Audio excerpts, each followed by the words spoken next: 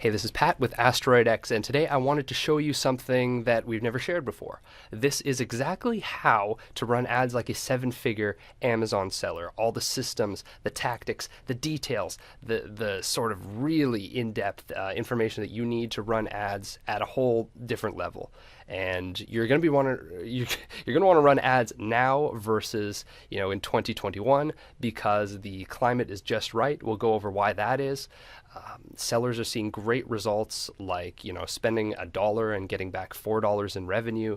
The clicks are the cheapest that they're going to be. So it's quite a good time to get into this, and by the end you will leave an expert. So let's get into it. Again, seven-figure Amazon seller. Speaking of which, this is Mike from iRelieve. Now, Mike is the CEO there. They do pain relief products. They sell their hardware on Amazon. And we at Asteroid X, we're working on their account alongside Mike. And so these are the before and after numbers.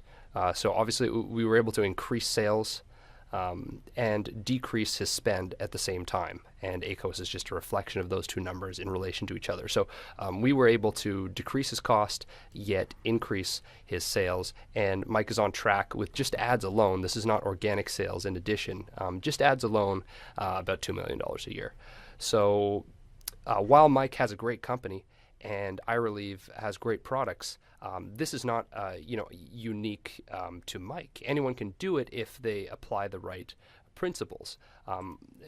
This is Joseph from Jujo Bamboo Wear, and this is a really cool case study for a different reason than Mike. Mike has dozens of SKUs, a built-out product portfolio. Joseph is actually brand new to Amazon. He only has one product, which is kind of crazy if you think about it. A lot of conventional wisdom says I need 5, 10 products before I start making any serious money. Not necessarily true. Joseph is trending to 8,000, 9,000 a month with just his first ASIN that he launched, which is a bamboo tray. So I mean that is pretty good again as a start, right? If he can replicate this result or even half of this result, he's at 20, 30, 40K monthly before he knows it. And again, this is just with ads. So he's getting some organic sales on top of this as well. And this is what Asteroid X did. This is the Jujo account. And so this month is not over. We're at 22 days out of the month. And he's sitting at 6.2. So it's quite decent, right? And here's Mike's account lifetime. So it's pretty, we're talking millions and millions of dollars in just ad revenue over the course of the life of their activity in Seller Central here. And it's not just Mike, it's not just Joseph. We've helped dozens of people do this. It's going to be hundreds soon.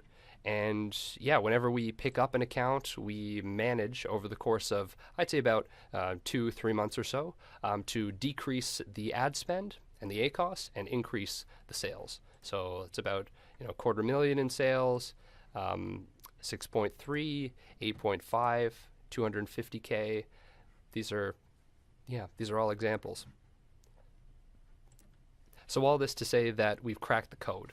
This is us picking up an account, and when we pick up an account, generally we can drop the spend and increase the sales through some systematic testing, and we just roll out the ad campaigns that work over time. Now, remember how I talked about why is now the time to do it? Why is now the time to advertise versus 12 months from now, 18 months from now? It's because Amazon now constitutes 54% of all product searches. So this is versus Google. Back in the day, even 5 years ago, Google was the dominant search engine. And now for products, that's just not true anymore. So Amazon constitutes over half of all of the product searches now these days. Amazon dominates Google in product search. 50% is debatably dominant, but it's going to get more dominant over time in the product arena. If you look at this graph, this is a cool one because it kind of shows people like you participating basically since 2014-ish, call it. The number of Amazon sellers that are third party, i.e., they don't wholesale to Amazon, they do their own thing with FBA, has gone up by over 10%, which is significant there. And this was reported in Entrepreneur, but Amazon released these numbers themselves. It was 100,000 sellers are selling over $100,000 or more in sales a year. And you think, oh, that's above the median income in America. That's really impressive, and it certainly is. But again, if you look at someone like Jujo here with just one product and doing 6.2K in ad revenue a month, that's not too hard to believe, actually. It's very doable. You need, and this is just with one product. So if you had another product with, even 50% the success, he would be there. So this $100,000 a year number on Amazon and 100,000 sellers is, seems like a lot, but that's the reality of the current situation that we're in. So it's definitely time to take advantage of it. This is a golden age of independent brands. So, for example, if you click on this, you'll see that people are selling products, sponsored, of course. These are all sponsored, Amazon sponsored product posts. But these are all products that cater to people who do welding. Now, you may not think that welding products are a huge market, and maybe it's not, but you can't get this stuff at Walmart, so where do people go? They go to Amazon, the largest inventory, the largest catalog of inventory in the world. So you have things to stabilize your equipment. You have a bottle hanger, you have stickers, you have bags, you have gloves, all this stuff. And you can now monetize these sort of certain demographics and psychographics. Match this. So there's a lot of customer interest for things that they can't get anywhere else along demographic lines. And also, here's the cost per click in Google. Here's the cost per click in Amazon. It's in dollars, cents and dollars apart. So it's cheap to advertise on Amazon, but it's also very effective, which means crazy results. Yeah, so it's cool. Now, so who is this for, right? This is for one of two people. If you're an Amazon seller like, say, Mike here, who has a built-out store, robust sales, pretty heavy product catalog, and you're looking to your ad spend has some inefficiencies in it. That you may be bidding on keywords that you're not supposed to bid on, and you want to clean that up, like we did here. Sales are up, but also, this is another every 10K less every month. So it's over $100,000 in savings a year that we did with Mike here. So if you're running an operation there and you want it to clean up a little bit, then that's for you. But also, if you're an Amazon seller who is, you're serious about your business and you haven't quite found that product market fit, that widespread acceptance, those widespread sales, but you're serious about ramping up, this can also help you there. So if you're in either of those camps, this is for you. A note about myself and why I do this. It's basically to help people with the biggest e-commerce opportunity in history. That's the short version. But I have direct product experience. This is a Kickstarter campaign that I ran when I was in university here in Canada. That's $50K raised in 20 days. Got some cool press coverage. And it was then that I, Yahoo, 12 entrepreneurs to watch. It was then that I discovered, for physical products, that Amazon is it is the distribution platform for physical products, and that sort of to transition me into helping sellers full time. Now, if we're looking around online, I have a YouTube channel dedicated to just helping Amazon sellers. This is me and Chad Rubin, who is a top 250 Amazon seller. We're just chatting about listing optimization. I have a YouTube channel here. It's called Asteroid Aim, and we're so close to 15K subscribers at the moment. So that's pretty cool. Yeah, I like the ecosystem. I like the ability that we have to change businesses and lives overnight. And here this company now that I started, Asteroid X, we handle $10 million in ad spend every year. Inc. 500 uses us. That's Mike, and again, that average 300%. So that's basically it. Now I'm going to show you exactly how to do this process. Right? This is the cool part. Basically, you may want to take a screenshot of this because it's pretty comprehensive. But I know it seems like a lot, but we're going to go through every step in turn. It gets its own time. So let's get into that now. So basically, I'm going to hop over here to the chart. This is our process. We've never shared this before, but I wanted to share it with you as I really think it's going to help get you those results that you're looking for. So the first thing, actually, if you're thinking about whether how you're going to run your ads, is actually the listing optimization itself. So obviously, if you have a welding hat or welding mask listing, it's not going to do well if the photos are bad, if the text is not persuasive. You can drive all the ad traffic you want to an Amazon listing, but if the listing is not good, your conversion rate is going to suffer, and therefore your ACOS goes up, your spend goes up unnecessarily. So make sure that you have a decent listing going into your advertising activity. So this is on-page SEO, as they call it. So that just means get your 7 photos in, make sure that the photos include the product in use. This sort of sets expectations properly. It shows size, it shows scale, and that'll set expectations properly with your customers. You want your title, your bullets, your description, and your search terms. These are the text components of any listing.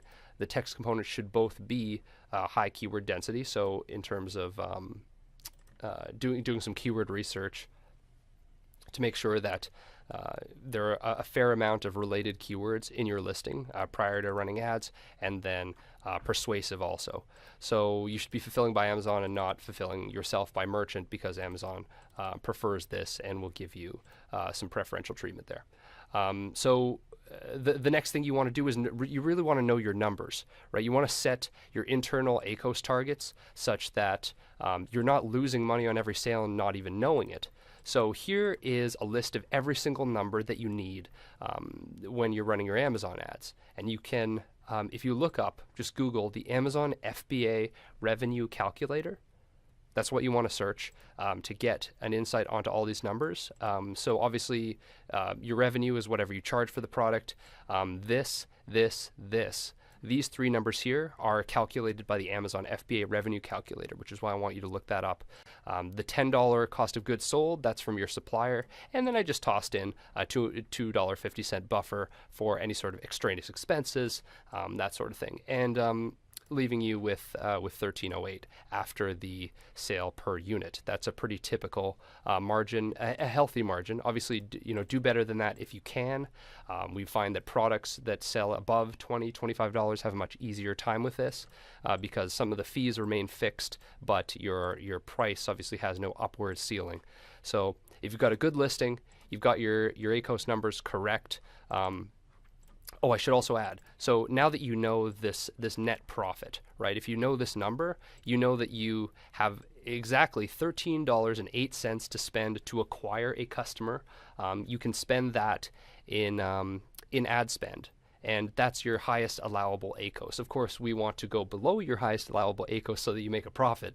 But in the worst case scenario, or if you're getting sales to get ranking and reviews initially, that's how much you can spend and still be in the black and not in the red. So good listing. You know your numbers. You know what the ACOS is supposed to be. You now deploy the ad campaigns. We're going to deploy auto campaigns and manual campaigns at the same time. And then run those each for 14 days. If you're just getting started and you don't know which, you don't know which keywords are going to work, we suggest a 50-50 budget distribution between the two. So like $25 a day, $25 a day manual, or 50-50. But over time, obviously, as you analyze reports and you go through this feedback loop, you're going to want to assign more budget to manual campaigns, shifting keywords over from manual campaigns from auto to manual rather. Which brings us to this. So you will look at your Seller Central dashboard like this. You can look at this. You'll say, so here's another Asteroid X customer over the last 30 days, 80K revenue, 13.3K spend. So that's a nice, low, tight ACOS. And so what you can look at things like this, like we do in Seller Central, and you can also export a search term report, which will show you exactly on the term level, not just the account-wide level, but in terms of terms, which keywords were converting and which ones just weren't. They just weren't working. So that's something to be aware of, and something that you should definitely take advantage of as well. So a report analysis is really important to inform your business decisions later. You can basically fall into one of four buckets as you are analyzing your search term report. High sales, low spend. This is great because this means low ACOS, you're making money back, you're probably well within your profit margins, your sort of allowable amount here. So that's great. If you're doing this, just, it's time to just do more. Just do more of that, right? There's not much else that you need to change. But if you're here in outcome 2 and you have high sales and high spend, it's time to cut some of that wasted ad spend in the form of adding negative keywords of stuff that didn't work, but also adjusting your bids down. So if something was getting high sales and you're just spending a lot, try a lower bid and see if that if you can still get the click but at a lower cost. Now that we're here in low sales, low spend, this is the sort of underwhelming option where you're low in sales and you're low in spend. So what do? You can increase your bid basically, and you can roll out more probably manual campaigns to spark more activity. This happens, but it's less common. And then obviously, this is the worst outcome where you're spending money on ad spend and clicks, but they're just not converting. A lot of the time, you need to go back to step 1 and revisit the Amazon listing optimization side of things, because this means that Amazon is finding they're showing you're winning auctions, but it's just not converting very well. Which means probably that it's something about the listing. Is it your price? Is it the main photo is confusing, it doesn't quite show what the product is? Is it that you're in the wrong category and Amazon's categorized you incorrectly, so you sell a welding mask but you're showing up for swimwear? It does happen. That's a pretty drastic miscategorization, but that sort of thing does happen. And then so that is, each of these has its own optimization step, as I've just outlined. And then over time, what you're going to want to do, because when you export your search term reports, you can just filter the results, right? There are going to be some keywords, some customer search terms that perform really, really well, and you're going to want to spend more on those and pause and add as negative keywords those keywords that are just not they're just not working. And so when you add a negative keyword to one campaign and then give that keyword its own manual dedicated campaigns, that is moving over. That's graduation, basically. That's graduating keywords into manual. Anything that doesn't work, obviously you can add it as negative keywords to campaigns, which means you're telling Amazon not to show your product for that keyword ever again. And you can bid adjust up or down. Here you're going to want to bid adjust down, bid adjust up, high sales, high spend, bid adjust down because the spend is high. And here, if you feel like you can get more sales with a higher bid and you're still within profitability, bid adjust up. So take the reports, and then this loops back into analysis. You get another outcome. You optimize again, back into the feedback loop. So that's sort of how that works there. And you might be thinking like, well, I get a decent number of organic sales already. Which is totally great. If you're getting organic sales already, that's actually a perfect time to start advertising. The reason is that 97% of all these searches are actually starting with sponsored products. So here I just looked at something, a pretty generic customer search term, which is dog leash. But here, this is what you call a sponsored brands ad. And these are all sponsored products ads. So sponsored, sponsored, sponsored. You go down the page. These are all organic search results, but then again, you get hit with the sponsored, sponsored, sponsored. These guys just bid a little bit lower than these, or their Amazon determined that their relevance wasn't as great.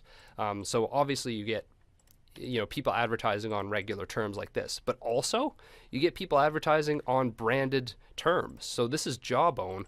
That's the Jawbone brand of speaker and wearables, but you got DOS doing a sponsored brand ad on them. And Jawbone appears fourth in their own branded search.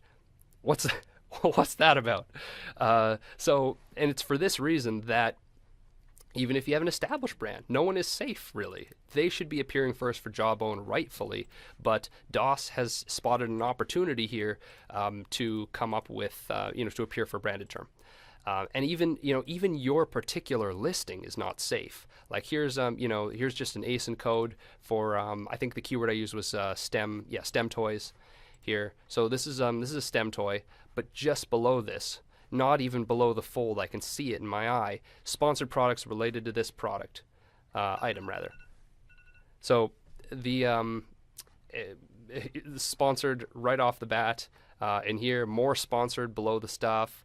Another ad. So this is not even your own listing is safe. So if you're not advertising, I guarantee people are taking sales from you, whether you're Jawbone, Nike, or whoever.